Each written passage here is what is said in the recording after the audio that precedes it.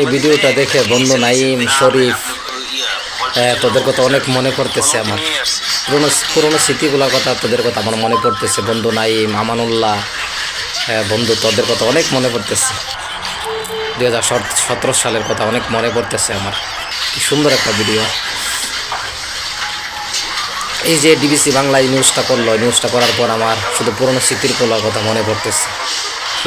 শুধু স্মৃতিগুলোর কথা না, শুধু আমার বন্ধুদের কথা মনে পড়তেছে। তাদের সাথে কত সুন্দর দিন কাটাইছে আগে।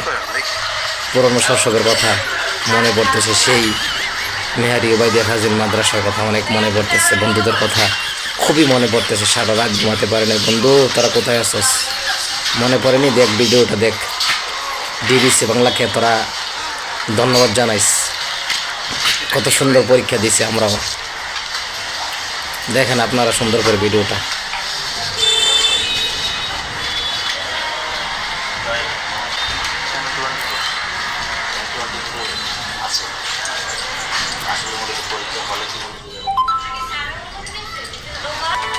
Japan Bangladesh joint venture company JBS holdings limited প্রতিনিধি আছে, কথা বলেন তার সাথে।